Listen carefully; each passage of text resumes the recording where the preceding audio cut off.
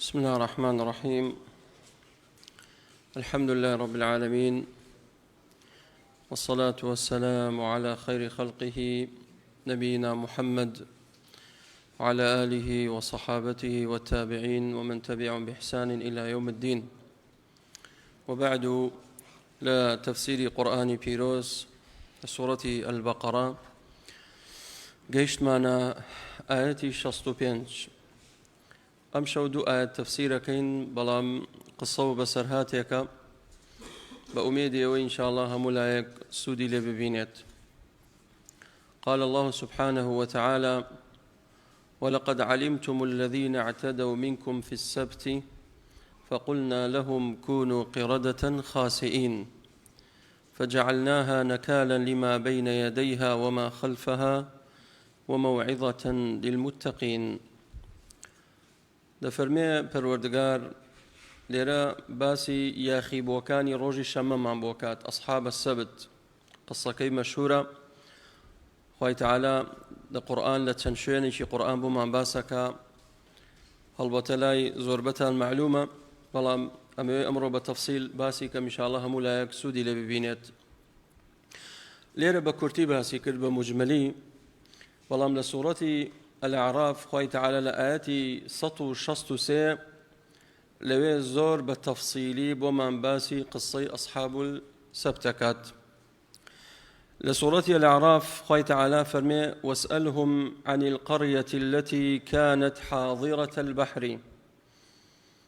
أفرمي أي محمد صلى الله عليه وسلم برسيار كلا باوبا بيراني بني إسرائيل لجولكا برسياريان ليبكا سبارت بودي كوا كانت حاضرة البحر ديك بو لقراغي بحر كابو أو بحر شوية ديك شوية زاناني تفسير فرمون بحرك بحر الأحمر كبيوتري بحر قلزم وديك جناي آيلي لجنوبي أردنكات أم دي للروخي بحرابو. خوي تعالى أو قندي تاقي كردوا أم قندا هميان جولك النشين بون لبني إسرائيل بون. دفرمي أو قصة بسرهاتيان بو باسكا چونك أوان آقايان ليتي ستشون إما باوبا بيراني إما باسي أنفالكان من بوكن إتر كرة وكركري إمش قورة بهر باسيكين ألين حكومتك بوا ظالم بوا باوبا بيراني إمي كشتوا واوای لێمان کردو ئەنفالمانی کردووە کیمیا بارانمانی کردووە. ئەمانش ئاگایان لەم بەسەرهاتانە هەیە کە چی هاتووە بەسەر باو باپیرانیان. بۆیە باسی کە بۆیان بۆی ئەوانش ئیمان بێنن بزانن کە تۆ پێغەمبەرێکی حەقی لەلانی خۆی پەروەردگارەوە هاتیویت. ئەم قسەیان بۆ باسکە و دەرس و عیبرەتێکی زۆر تێدایە بەڕاستی. ئەم دەیە لە قەراغی بەحرێکا بوو كانت حاضرة البحر. دائما سبحان الله أو شاراني كوا لقراغي بحرايا زوجة تاواني تيكرت إذا سيركي قوراني وموسيقى وروت وقوتي أمانة هموي لقراغي بحرا أكرت إلا مقر أوانيك لخواب ترسن أو شتانا نكن. أمان هستان سربيشيان كرت خواهي قورة تاقياني كردو دفرمي پروردگار إذ يعدون في السبت. يعدون يعني يعتدون في السبت، اعتداء كرت تجاوز كرت لروجي شما. روجي شما خوي پروردگار أو قندي تاقي كردو هر کس يكش لقراغ بحرابي بيشكي چيا راوماسية اعتمادي كليا لسر راوماسية بيت. دفرمي خريشي راوماسي بون خوي قورو قومي تاقي كردو فرمي همو روجكان بوتان حلالا راو بكن إلا يك روج نبي كروجي شمية. روجي شما بشوي جولك بو يكشم هن نصراني كان بو مسيحي كان جمعشين إمي مسلمانة أو روجا خوي تعالى فرمي بوتانية ماسي راوكن وكو تاقي كرنويك بزانم تاتشر ديك أم قوما بقصي خوي فرودقاركن بلام أوان اعتداء كرت تجاوز كرت. إذ يعدون في السبت إذ تأتيهم حيتانهم پروردگار فرمي يوم سبتهم شرعا، يعني للروجي شميا خواي قولة تاقياني كردو شرعا يعني ظاهرة على البحر يعني في البحر. للروجي شميا ما سيكان أتواني بدز بيقري بلام ويوم لا يسبيتون لا تأتيهم بلام ككوت يكشم دوشمتا جمعة يتر ماسي نابيني بتشاو إلا بيبوي دابنشيت أبي تور هالدي دبي قلاب هالدي بوي ماسي بقري راوي بكي بلام للروجي شميا بپێچەوانەوە خی تەعالە ئەهێنێتە بان ئاوەکە بۆەوەی بزانم دەستی بۆ بەنیاننا ڕاوەکەنیاننا ئەلێرە خی تەعالە فەرمێ كذلك لنفتنهم یان فتناهم بما كانوا يفسقون. لێرە خی تەعالە فەرمێ ئێمە تووشی ئەو تاقیکردنەوەیانمان کرد تووشی ئەو فیتنەیانمان کرد بزانم ئایا لەم تاقیکردنەوە دەرەچنیاننا. زۆرێکەی لە کاتی تاقیکردنەوەی خی گەورە سێرەکەی ڕاستە بەبێ و دەرناچێت هەیە. یعنی ئیسە لە مەوسمی حەجایە خی تەعالە فەرمێ لنبلونكم بشيء من الصيد تناله أيديكم ورماحكم. حاجي لكاتي إحرامها لحجة خي تعالى فرميت تناله أيديكم ورماحكم. طبعا راو حاجي لكاتي إحرامها دروزني الراوكات بەڵام کام ڕاوی وشکانی ئەمما لە بەحرە دروستە چکە خی تەعالە فەرمێ أحل لكم صيد البحر ما دمتم حرما. صيدی بەحر دروستە بەڵام لە وشکانیە بۆت نییە ڕاوکەی لە کاتی ئیحرامایە. خی تەعالە ئومەتی محەممەدشی تاقی کردەوە صلى الله عليه وسلم بزانم خەریکی صەیدە بن بزانم ڕاوەکەن حاجەکان دەفەرمی ئەو ڕۆژەی کەوا حرام بوو لەسەریان قەدەغە بوو لە کاتی ئیحرامە تەناله ئەیدیکم وەریماحکم بەدەستە توانی بیگریت یان ئەگە دەستشت پێ نێگەشتە ڕەمەکە لێ بدایە نێچیرەکە دەبن دەستت صەیدی خۆتە کرد ڕاوی خۆتە کرد. بۆچی ئەمە ئەی پەروەردگار بۆ ئەوەی خی پەروەردگار دەرکەوێ بۆ ئێمە من یەخافه بالغیب بزانم چێ لە پەنهانیە لە غەیبە لە خی گەورە ئەترسێت. لێرەش ئەم قەومەی تاقی کردەوە ئایا لە خی گەورە ئەترسن لە ڕۆژی شەممەیە فەرمانی خی گەورە جێبەجێەکەن یان فەرمانی خی گەورە ئەشکێنن. هەڵبەتە دیارە فەرمانی خی گەورەیان شکان با بزای نەتیجە بەرەو شۆڕۆشتن. ئەمان بەردەوام بوون لەسەر ڕاوی خۆیان چۆن هاتن ڕاویان کرد. ئیمامی تەبەری لە تەفسیرەکەیە فەرمێ شەیطان هات بۆ لایەن سەرەتا پێیانی وت ڕۆژی شەممە ڕاو بکەن بەڵام مەیخۆن لە ڕۆژی یەکشەمە بیخۆن. هاسیان فێڵەکە شەیطان دایمە ئەوێ هێوا شەواش بۆت بێ. قەنەعەتیان نەکرد وتیان نا ئەمە فێڵە. دەوتی باشە ڕۆژی شەممە تۆڕەکەتان فڕێدەن ڕۆژی یەکشەم تۆڕەکەتان ڕاکێشن و ماسێکە بۆ خۆتان دەیفرۆشن نەیخۆن بۆ خۆتان ئارەزوی خۆتان. وتیان نا ئەمش ڕێی تێ ناچێت. وتیا باشە ڕێگای سێم هەیە لە ڕۆغی یان لە قەراغی بەحرەکە چاڵی گەورە گەورە لێ بدەن. کاتێک ئەم بەحرە دێت مەد و جەزرەکات ئەم ئاوە دێت کاتێک شەپۆل دێنێت بۆ ئەوەی ئەو ئاوە بچێتە ناو چاڵەکە ئێدە ماسی لەگەڵ خۆی دێنێت ڕۆژی شەممە ئیتر کە جەزری کرد و گەڕایەوە کشایەوە ئاوەکە کۆمەڵێ ماسی لە ناو چاڵامێنێتەوە بۆ خۆتان ڕاو بکەن و بیخۆن یان بیفرۆشن. قەنەعەتیان بەمە کرد هەستان چاڵی گەورە گەورەیان لێدا لە قەراغی بەحر. ڕۆژی شەممە کاتێک بەحرەکە شەپۆلێدا و ئەهاتە ناو چاڵەکە لەولاوە کۆمەڵێ ماسی زۆر لە ناو چاڵەکە بەجێ ئێمە کە ئاوەکە کشایەوە ماسیەکان لەوێ جێمان ئاهاتن ڕاوی خۆیانە کرد. بەردەوام بوون لەسەر ئەم تاوانە. طبعا ئەم فێڵە لەناو ئومەتی محەممەدشەیە صلی الله عليه وسلم خەڵکی زۆرێ خۆیدا لە جێلی ئەی شەرعێنێ کوردەکەی خۆماڵی ئەی شەرعێنێ خی تەعالە حرامی کردووەڵێن بە شێوە ئەزێتر دەی بەشکم حەڵاڵ بێت. یعنی بۆ نمونە کابرا موچەی ڕیعایە اجتیماعی هەیە ڕاتوبێکی هەیە حکوومەت ئەڵێ نابێت سیارە بەناوتەوە بێ ئەچێ سیارەکەی کاتە ناو خێزانی ئەڵێ نابێ خانوت بەناوە بێ ئەچێ خانووکەی کاتە ناو ئامۆزایەکی یعنی کاتە ناویشێترەوە بەس بۆ ئەوی حەڵاڵی کات وەکو ئەسحاب السەبت. کابرا چێ بەلای ئاڵتونچیەک ئەزانێ ئاڵتون بە قەرز نابێت کابرای ئاڵتونچێ لێ وەرە فێڵێکەیە ها شەیتان بۆیان نەڕازێنێتەوە داوای چیتێ ئاڵتون 20 مسقال بەسەر چاو وەرە من پارەتە دەمێ ئاڵتونچێکە خۆی پارێداتی عینەن وەک ئەصحاب السەبت ئەمە لە بابی فقها پێوتێ ئەلحیەل ئەمە فێڵە برا ئەمە خۆت هەڵە خەڵەتێنی ئەوە ئەصحاب السەبت وایان نەکرد ڕۆژی شەمە حرام بوو لەسەریان ڕاوکەن ئەچون تۆڕەکەیان لە ڕۆژی شەمە تێکرد ڕۆژ یەکشەم ڕایانەشێش یان چاڵی گەورە گەورەیان نەکرد ئەمە کەی حەڵاڵە بۆیە دەبێ ئەمە دەرس و عیبرەتی لێوەگرین بەڕاستی ئەمە بەردەوام بوون ئەمە تایفەی یەکەم ماسی خۆرە حرام خۆرەکان تایفەی دووەم هاتنە پێشەوە نەسیحەت و ئامۆژگاریانەکەن کاکە لە خوا بترسن خوای گەورە حرامی کردووە ئەم کارە مەکەن ئەمر بە چاکە و نەهی لە خراپە طائفەی سێمش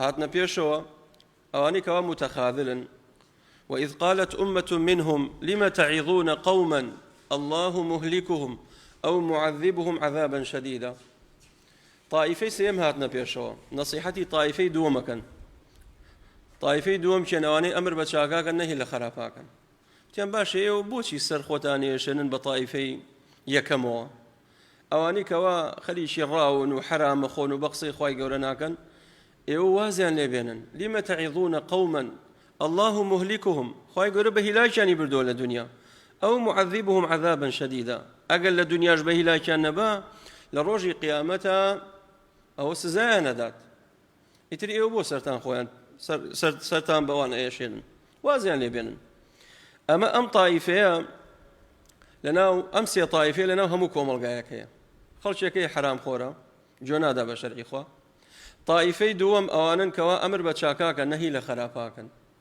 ئەمانە لەناو کۆمەڵگا کەمن بەڕاستی طائفەی سێم ئەمانەش زۆرن ئەوانەی کاڵێن دەست دەبان کڵاو خۆتا بانی بە کاکە حەقت نەبێ لە خەڵک چیەکات و چ عیلاقەت هەیە ها لێرە خوای تەعالە باسی ئەم سێ طائفەمان بۆ کات طائفەی سێم بزانم چیان لێ هات دوایی ئەوانەی کەوا بێدەنگ بوون ئەوانەی کەوا طائفەی دووەمیان سار نەکردەوە ئەوانەی کەوا ئەمر بە چاکیان نەکرد نەهیان لە خراپا کرد بەڵام طائفەی دووەم چۆن وەڵامی طائفەی سێمیان دایەوە قالوا معذرة إلى ربكم ولعلهم يتقون وتیان ئێمە ئەوەی کە دافع بێ و پاڵنەر بێ ئێمە ئەمر بە چاکاکەین نەهی لە خراپاکەین لەبەر دوو هۆکار معذرة إلى ربكم بۆی ئێمە عوزرمان هەبێ لای خوای تەعالە لە ڕۆژی قیامەتە بڵین خوایە ئێمە ئەمرمان بە چاکە کرد نەهیمان لە خراپە کرد بەڵام خەڵکەکە وەڵامیان نەبوو عوزرت هەبێ عوزر وەکو داعی وەکو بانخواز ئیتر گرنگ نییە ئەو خەڵکە 10 کەس دانیشتووە 4 کەس دانیشتووە 1000 کەس دانیشتووە استیجابە و هیدایەت لای خوایە بەڵام تۆ وەکو مامۆستایەک وەکو قدوەیەک دەبێ ئەو حەقە بگەێنیت ئەمر بە چاکەکە و نەهی لە خراپە بکە چێ وەریگرت ئەوە نیعمەتێکە و هەم ئەجرەکەشی بۆ تۆیە و بۆ ئەوشە وەری نەگرت تۆ مەئجووری ئەو مەئزوورە ئەو تاوانبارە لەسەری قالوا معذرة إلى ربكم بۆی عوزر مەبێ لە ڕۆژی قیامەت ئەی من بۆ دەرسە دەمەوە بۆ دێم بەرنوێژیەکەم بۆ دێم خوتبا دەم بۆی عوزر مەبێ لە ڕۆژی قیامەت کەواتە ئەوەی ئەمر بە چاکاکە نەهی لە خراپاکات ئەجوڵێ ئەوانە معذورن لە ڕۆژی قیامەت پاساوی خۆیان هەیە بیهێننەوە بەڵام ئەگەر ئەوەی بێدەنگ بوو کاتێ ناحەقیە بینێ و بێدەنگە ئەوەیان خەتەرە ئەوەی کاڵێ دەست نەبان کڵاو خۆتە بابانەی بات کە لە طائفەی سێمە لەناو کۆمەڵگای ئێمەش زۆرە فەرمووی قالوا معذرة إلى ربكم ويعذر من هبه ولعلهم يتقون باشكم تقويان هبه بقرينوا كواتا هدف لدعوتشيا بو أم دوانية أجر صد لصد تقويان النبي ونش قرينوا بلام لولا وتو معذور إلى إخوائي پروردگار بو يدبي دانا نشيد وكولنا ديت دائما أمر بشاكب كي نهي لخرافة بكي أما أمسي طائفة خوي تعالى فرمي فلما نسوا ما ذكروا به أنجينا الذين ينهون عن السوء دفرمي كاتك طائفي دوم نصيحته آموشگاري طائفية كما كخرابة كاران أواني كواسر بيتشيان كالروجي شمايا نسوا ما ذكروا به لبيريان بردو جوان ندا چون استخلش يكي عليكاك وحراما أو مكا وازبينا جود ناداتي آيات وحديثي بودينيتو أورشد لي ناداتو دفرمي أنجينا الذين ينهون عن السوء يكسر كما رزقار كرت أواني كوا ئەمریان بە چاکا کرد و نەهیانە کرد لە خراپە. یا سبحان الله، فەرمووی ئەنجەینا، دیارە هەڵبەتە ڕووداوێکی گەورە ڕوویداوە بۆ ئەمانە ڕزگاریان بوو. کەواتە تائیفەی یەکەم و دووەم و سێیەم چ تائیفەیەک ڕزگاری بوو ئێستا؟ تائیفەی دووەم. ئەی تائیفەی یەکەم بۆ چۆ ڕۆشت؟ فەرمووی وأخذنا الذين ظلموا بعذاب بئيس بما كانوا يفسقون. ئەوانشی کەوا زوڵمیان کرد، تعدایان کرد لە ڕۆژی شەب یوم السبت، دەفەرمێ ئەخەذناهم، لە ناویانمان برد. ئێستا پێمان ئەڵێت چۆن لە ناویانمان برد، عقوبەکەیان چی بوو؟ بعذاب بئيس يعني مؤلم بما كانوا يفسقون، بەهۆی ئەوەی کەوا فسقیان کرد. ئەی تائیفەی سێیەم کۆها، خی گەورە بۆمان باس ناکا لێرە. زانانی تەفسیرە فەرموون بۆیە خی تەعالە باسی جەماعەتی ئەو جەماعەتی دەستنەوان کەڵاو خۆتابانەی بە باسی نەکرد، چونکە بێنرخن، هیچ قیمەتێکیان نییە لای خی تەعالە. بۆیە خی تەعالە هەر ناویانش نانێ لە قورئانە. کەواتە ئەوەی ئەڵێ دەستنەبان کەڵاو خۆتابانەی بە حەقت نەبێ لە خەڵک، بزانە هیچ نرخێکت نییە لای خی تەعالە. ئەی کێ نرخدارە، کێ بەڕێزە لای خوا؟ ئەوەی کەوا نەهیەکە لە خراپە، ئەوەی کەوا ئەمرەکە بە چاکە. خی گەورە ئەوانەشی ڕزگار کرد، بەڵام ئەوانەی کە زوڵمیان کرد لە نەفسی خۆیان، حرام خۆرەکان، ئەوانە لە ناو چوون، تیا چوون. هەندێک لە زانایانە فەرموون تائیفەی سێم کە باز نەکراوە، دەفەرمێ وأخذنا الذين ظلموا بعذاب بئيس، ئەوانش زوڵمیان تێدا بوو، چکە بێدەنگ بوون، نەک هەر بێدەنگ بوون، هاتن تائیفەی دوومیان ساردەوە کرد. یعنی سەد و زۆر جار خطبەیەکە دەی، محاضەرەیەکە دەی، خەڵکێکە دێ وڵات مامۆسا ڕجاء تخوا ئەو قسانە مەکە، سارد دەکاتەوە، سارد ناوێ حەقەکە بگەێنیت. ڕاستە ئەو خەمخۆری تۆیە، بەڵام نازانێ مە حەقێکە بیگەێنیت. بۆیە ئینسان نابێ بەڕاستی متەخاذل بێت، دەبێت لەگەڵ جانبی حەقا بێت. حەق ڕوو نەکەمەوە، بەڵام بە حیکمە، بە جوانی، نەک بە هەڵەشەی و بە قسەی زبرۆوانە نا. بۆیە ئەگەر بێدەنگ بین، ئەوە خی گەورە عەزاب تەدا، خی گەورە ئەتفەوتێنێ، لە ناو تەبا، بە هیلاک تەبا. با بزانین چۆن لە ناو چوون. قال فلما عتوا عما نهوا عنه قلنا لهم كونوا قردة خاسئين. کاتێک ئەم قەومە هەر بەردەوام بوون لەسەر حرام و خراپەکاری خۆیان، تائیفەی دووەم ئەوانەی کەەوە ئەمریان بە چاکا کرد، نەهیان لە خراپا کرد، زانانی تەفسیرە فەرمووتیان وەڵی کاکە ئەم قەومە یعنی خەریکی عارە خواردن و دەگ و ڕەقس و گۆرانی و زۆر خراپ بوون ئەو قەومە، تاریخی ڕەشیان هەیە جوولەکە. وتیان با دیوارێ لێ بدەین لە بین ئێمە و ئەوان، ئیتر ئەوان چیەکەن بۆ خۆیان با بیکەن. هەستان دیوارێکیان لێدا، ئیتر ڕۆژی شەمە بە تایبەت ڕۆژی حەفلە و پشوویانە و هەمویان خڕەبوونەوە پیاوە خراپەکان، هەتاکو شەوێک درەنگان ێشە و گویان لە دەنگیان نەما. ئەرێ وتیان بووە بێدەنگن، یەکێکیان وتی وەڵاهی ڕەنگە مەست بوو بێتن، هەمویان سەرخۆشن، وازیان لێ بێنن. کاتێ بەیانی بۆ هەر دەنگیان نییە، قەدەرێتری پێچوو دەنگیان نییە. یەکێکیان بەرزەوە کرد لە بان دیوارەکە، وتی بڕۆ ئەو دیۆسێرێ بکە بزانمە خەڵکە چی لێ هاتوو، بۆ دەنگیان نییە. کاتێ تەماشای کرد سێرەکە، یەک پارچامی بۆتە مەیمون. فقلنا لهم كونوا قردة خاسئين. جا هەندێک لە زانایانە فەرموون ئێستا یەهود بەچی مەشهوڕە؟ ئیخوان القردة والخنازير. ئەڵێ پیاوەکانیان کرد بە مەیمون، ئافرەتەکانیان بوون بە بەراز. هەندێک لە مفەسرین واڵێن، بەڵام قەولی ڕاجح ئەوەیە هەمویان بوون بە مەیمون، پیاوەکانیان و ژنەکانیان. کاتێک کابرا دابەزیە خۆرەوتی بابە بەشەری تیانەمەوە، هەمووی یەک پارچە بۆتە مەیمون. ئیتر ئەچنە ئەو دیوارەکە و دەرگا ئەکەنەوە و سێرەکەن، یەک پارچە کۆڵان و ناوخان و دەر و دەشت هەمووی بۆتە مەیمون.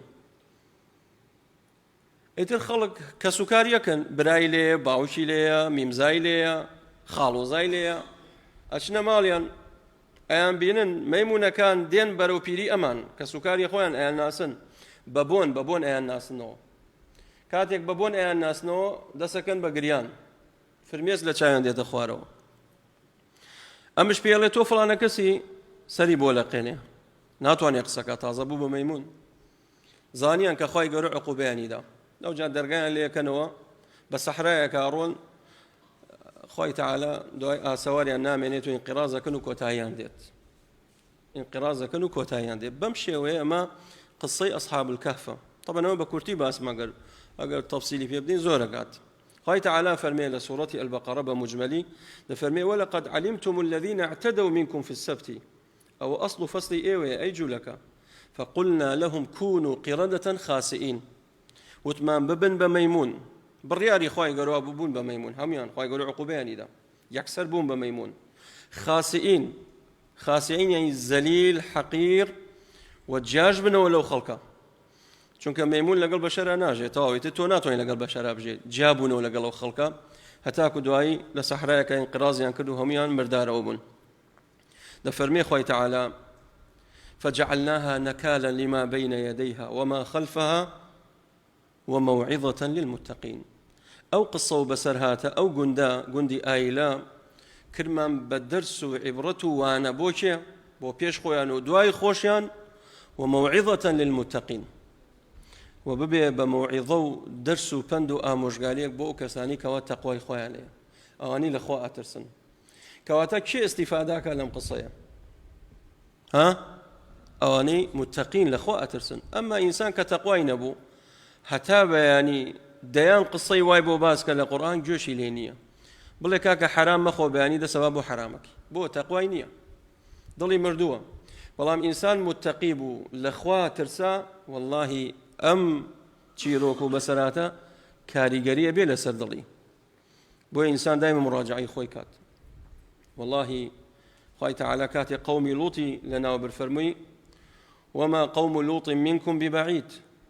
قوم لوط زور دورني ليتانوا أواني لنا وبرد إيوش لنا وبات أواني كرب ميمون إيمش شكاب ميمون بو إيمش إيمش أجر تاوان بكينو إيمش خواي جوري لخومان تورقين خواي جوري بو دردا أمام بات دعوة كم لخواي فرودقار بنا وجوانا كان صفات برزكاني رحمة ليكات وبختوري دنيا وقيامات مانكا وأخيرها ملاك ما خيرك والحمد لله رب العالمين وبارك الله فيكم.